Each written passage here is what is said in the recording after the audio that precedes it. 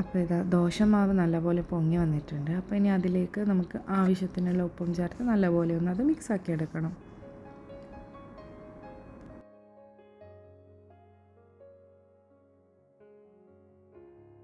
ഇതിൻ്റെ ഇടയിൽ ഞാൻ ലഞ്ചിന് വേണ്ടിയിട്ടുള്ള ചിക്കൻ ഫ്രീസറിൽ നിന്ന് എടുത്തിട്ട് വെള്ളത്തിലിട്ട് വെച്ചിട്ടുണ്ടായിരുന്നു.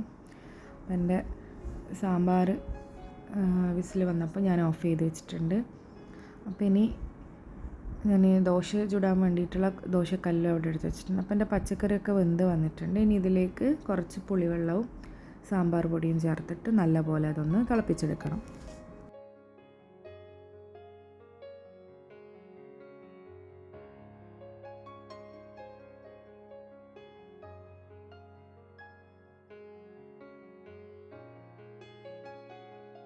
അത് അവിടെ നിന്ന് തിളച്ച് വരുമ്പോഴേക്കും ഞാൻ കരുതി ദോശ ചുട്ടെടുക്കാമെന്ന്.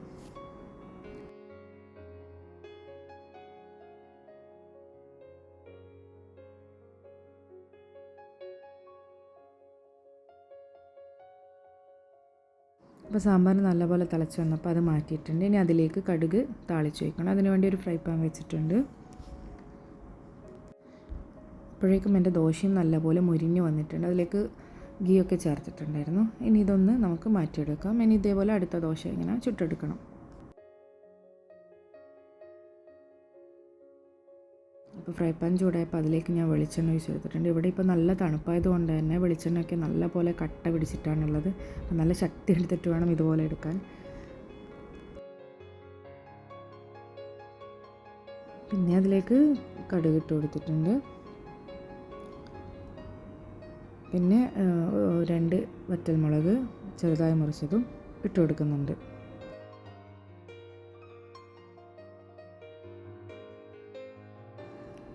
കറിവേപ്പില ചേർത്ത് കൊടുക്കാം. ഞാൻ പക്ഷേ സാമ്പാറിൽ തന്നെ ചേർത്തതുകൊണ്ട് ഇപ്പോൾ കടുക് താളിക്കുമ്പോൾ ചേർക്കുന്നില്ല. അപ്പോൾ ഇനി ഇത് ചേർത്ത് നല്ലപോലെ മിക്സ് ആക്കി എടുക്കാം. അപ്പോൾ എളുപ്പത്തിലുള്ള സാമ്പാർ റെഡി. ഞാൻ ദോശയും പെട്ടെന്ന് തന്നെ ചുട്ടെടുക്കുന്നുണ്ട്. അപ്പോഴേക്ക് കുട്ടികളൊക്കെ എഴുന്നേറ്റ് ബ്രഷൊക്കെ ചെയ്ത് റെഡി ആയിട്ടുണ്ട്.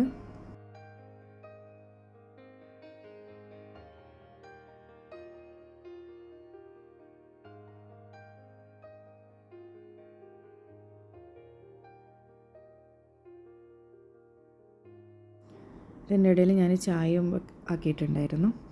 അപ്പോൾ ഇനി ഞങ്ങളെല്ലാവരും കൂടിയിട്ട് ബ്രേക്ക്ഫാസ്റ്റ് കഴിക്കുന്നതാണ്.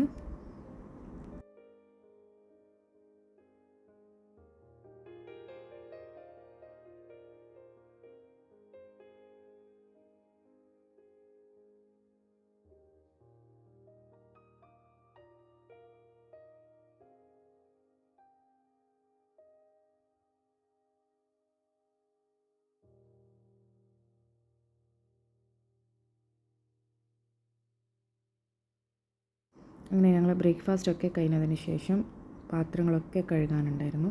ഇനി അതെല്ലാം ഒന്ന് പെട്ടെന്ന് തന്നെ കഴുകിയെടുക്കട്ടെ.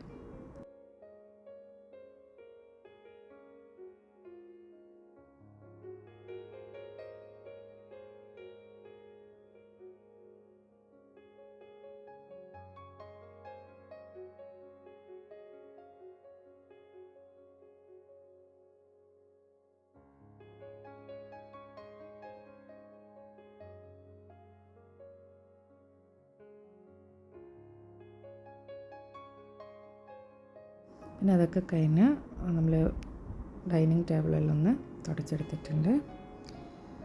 പിന്നെ ഞാൻ വെള്ളത്തിലിട്ട് വെച്ച ചിക്കനൊക്കെ കട്ട് ചെയ്ത് കഴുകി വൃത്തിയാക്കി എടുത്ത് വെച്ചിട്ടുണ്ട്. അപ്പോൾ ഫ്രൈ ചെയ്യാനും കറിക്കും വേണ്ടിയിട്ടാണ്. അപ്പോൾ ഞാൻ ലഞ്ചിന് ഗീ റൈസും ചിക്കൻ കറിയും ചിക്കൻ ഫ്രൈ ആണ് വിചാരിച്ചത്. അപ്പോൾ കറിക്ക് വേണ്ടിയിട്ടുള്ള സവാള എല്ലാം തൊലി കളഞ്ഞെടുക്കുന്നതാണിത്.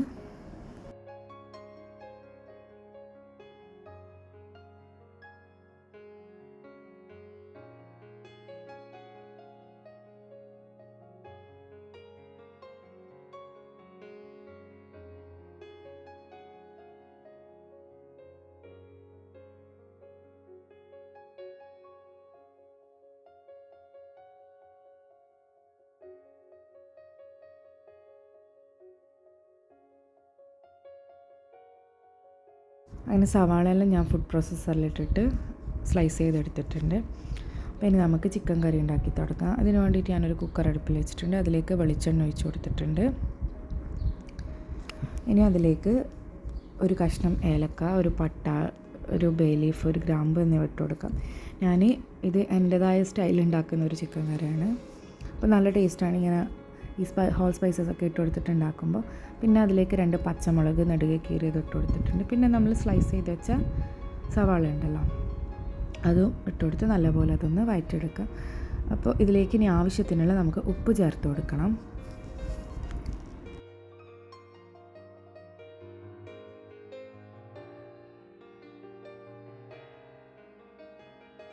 ഉപ്പും ചേർത്ത് നല്ലപോലെ വഴറ്റിയെടുത്തിട്ടുണ്ട്. ഇനി ഇതിലേക്ക് 1 ടീസ്പൂൺ വെളുത്തുള്ളി ക്രഷ് ചെയ്തതും 1 ടീസ്പൂൺ ഇഞ്ചി ക്രഷ് ചെയ്തതും ഇട്ട് കൊടുത്തിട്ട് നല്ലപോലെ ഒന്നും കൂടി വഴറ്റിയെടുക്കാം. ഇനി ഇതിലേക്ക് നമുക്ക് പൊടികൾ ചേർത്ത് കൊടുക്കാം. ഞാനിവിടെ 2.5 ടേബിൾ സ്പൂൺ മല്ലിപ്പൊടിയും 1/2 ടീസ്പൂൺ മഞ്ഞൾപ്പൊടിയും 1.5 ടേബിൾ സ്പൂൺ മുളക് പൊടിയാണ് ചേർത്തിട്ടുള്ളത്. ഇനി ഈ പൊടികളൊക്കെ ഇട്ട് ഒന്ന് നല്ലപോലെ വഴറ്റിയെടുക്കണം. ഒരു 1/2 ടീസ്പൂൺ ഗരം മസാലയും ചേർത്തിട്ടുണ്ട്. പൊടികളൊക്കെ ചേർത്ത് വഴറ്റുമ്പോൾ ഫ്ലെയിം ഒന്ന് ലോ ആക്കുന്നതായിരിക്കും നല്ലത്. അപ്പോൾ ഇനി ഇതിലേക്ക് നമുക്ക് സ്ലൈസ് ചെയ്ത് വെച്ച ഒരു മീഡിയം സൈസിലുള്ള തക്കാളി ഇട്ട് കൊടുക്കാം.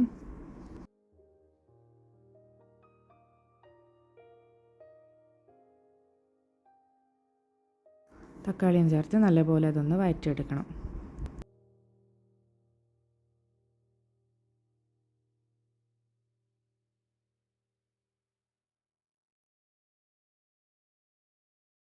അങ്ങനെ നമ്മുടെ തക്കാളിയും ചേർത്ത് നല്ലപോലെ വഴറ്റിയതിന് ശേഷം ഇനി അതിലേക്ക് കഴുകി വൃത്തിയാക്കി വെച്ച ചിക്കൻ പീസസ് ഇട്ട് കൊടുക്കാം.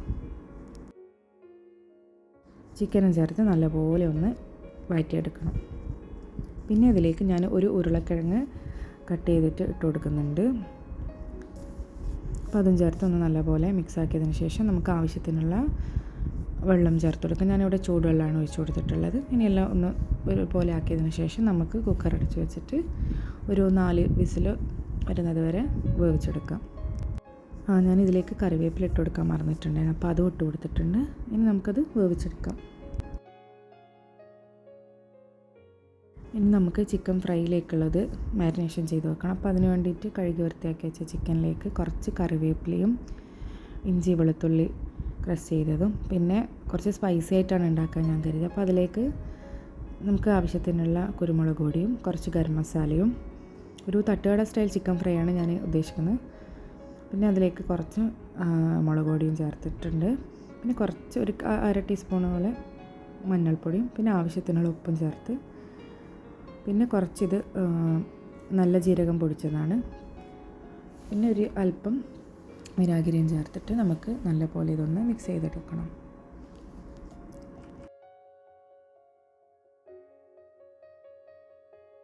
ഇനി ഇത് ഫ്രൈ ചെയ്യാൻ പോകുമ്പോൾ ഇതിലേക്ക് 2 ഇൻഗ്രീഡിയൻസും കൂടി ചേർക്കാനുണ്ട്.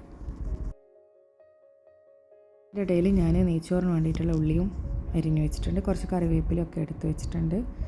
ഇനി നെയ്ച്ചോറിന് വേണ്ടിയിട്ടുള്ള അരി നമുക്ക് അളന്നെടുത്ത് അത് നല്ലപോലെ കഴുകി വൃത്തിയാക്കി എടുക്കണം. അപ്പോൾ ഞാനിവിടെ 2 ഗ്ലാസ് അരിയാണ് എടുക്കുന്നത്. ഞാൻ ഡിന്നറിനും നെയ്ച്ചോറും ചിക്കൻ കറിയും തന്നെ ആക്കാമെന്നുള്ള രീതിയിലാണ് വെക്കുന്നത്. പിന്നെ അരിയൊക്കെ നല്ലപോലെ കഴുകി വൃത്തിയാക്കി എടുക്കട്ടെ.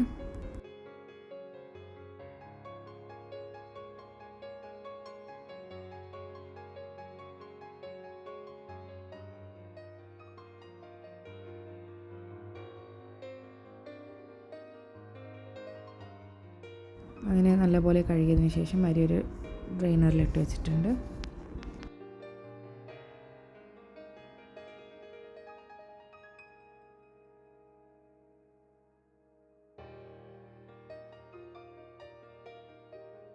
ചിക്കനും അവിടെ ഇതാക്കി വെച്ചിട്ടുണ്ട്, അരി ഒന്ന് അടച്ചു വെച്ചിട്ടുണ്ട്.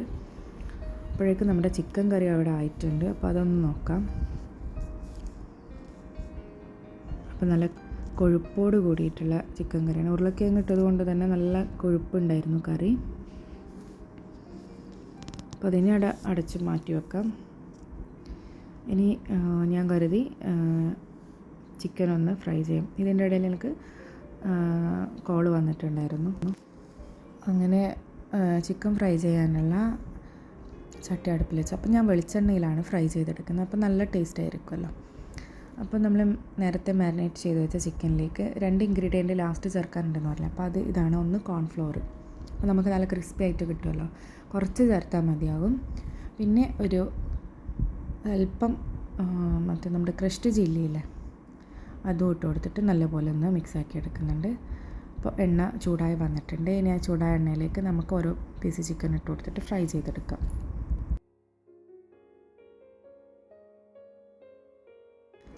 ഈ സമയം തന്നെ ഞാൻ നെയ്ച്ചോറ് ഉണ്ടാക്കുന്നുണ്ട്. അപ്പോൾ ഓയിലും ഗീയൊക്കെ ചൂടായി വന്നപ്പോൾ അതിലേക്ക് സ്പൈസസും മറ്റ് അരിഞ്ഞ് വെച്ച സവാളയും പിന്നെ നമ്മൾ നേരത്തെ ഡ്രെയിൻ ചെയ്ത് വെച്ച അരിയൊക്കെ ഇട്ട് നല്ലപോലെ ഒന്ന് വറുത്തെടുക്കുന്നുണ്ട്. നെയ്ച്ചോറ് വെക്കുന്നതൊക്കെ എല്ലാവർക്കും അറിയാലോ, അപ്പോൾ അതുകൊണ്ട് ഞാൻ ഡീറ്റെയിൽ ആയിട്ടുള്ള ഇതൊന്നും ഇതിൽ കാണിക്കുന്നില്ല. പിന്നെ നമ്മൾ എത്ര അരിയാണോ എടുത്തത് അതിൻ്റെ ഡബിളായിട്ട് ചൂടുവെള്ളം എടുത്തിട്ടുണ്ടായിരുന്നു, അതും ഒഴിച്ചു കൊടുത്ത് കുറച്ച് കറിവേപ്പിലയും ചേർത്ത് ആവശ്യത്തിനുള്ള ഉപ്പും ചേർത്ത് പിന്നെ ഒരു ഹാഫ് ലെമണ് ഒഴിച്ചു കൊടുത്തിട്ടുണ്ട്. അതിൻ്റെ നീരെടുത്തിട്ട് ഒഴിച്ചു കൊടുത്തിട്ടുണ്ട്. അപ്പോൾ ഇളക്കി നമുക്ക് അടച്ചു വെക്കാം. നമ്മൾ ഈ ലെമൺ ജ്യൂസ് ചേർത്ത് കഴിഞ്ഞാൽ നെയ്ച്ചോറ് ഒട്ടിപ്പിടിക്കില്ല. എല്ലാവർക്കും അറിയുന്നതായിരിക്കും, എന്നാലും അറിയാത്തവർക്ക് വേണ്ടിയിട്ട് ജസ്റ്റ് ഒന്ന് പറഞ്ഞെന്ന് മാത്രം. ഇതിൻ്റെ ഇടയിൽ എൻ്റെ ചിക്കൻ ഫ്രൈ ആയിട്ട് ഞാൻ അതൊരു പ്ലേറ്റിലേക്ക് മാറ്റിയെടുക്കുന്നുണ്ട്.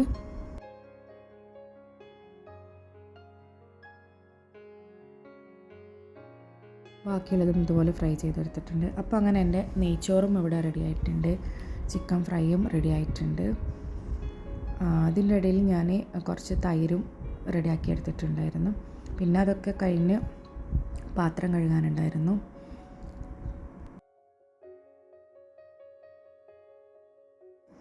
അപ്പോൾ പെട്ടെന്ന് തന്നെ അതൊക്കെ ഒന്ന് കഴുകി വൃത്തിയാക്കി എടുക്കുന്നതാണിത്.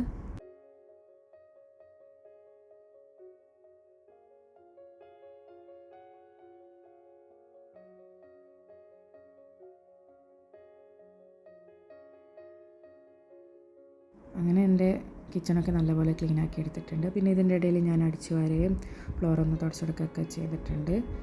പിന്നെ കുളിച്ചു, നിസ്കരിച്ചു, കുട്ടികളൊക്കെ കുളിച്ചു. അപ്പോൾ ഹസ്ബൻഡ് ലഞ്ചിനുണ്ടാവില്ല, ഈവനിങ് ആവും വരാനെന്ന് പറഞ്ഞപ്പോൾ പിന്നെ ഞാനും കുട്ടികളും കിച്ചണിൽ നിന്ന് തന്നെ ഒരു പ്ലേറ്റ് എടുത്ത് അതിലേക്ക് ചോറൊക്കെ ഇട്ടിട്ട് ഡൈനിങ് ടേബിളിലേക്ക് വന്നിട്ട് ഞങ്ങൾ ചോറ് കഴിക്കാനിരിക്കുകയാണ് ചെയ്തത്.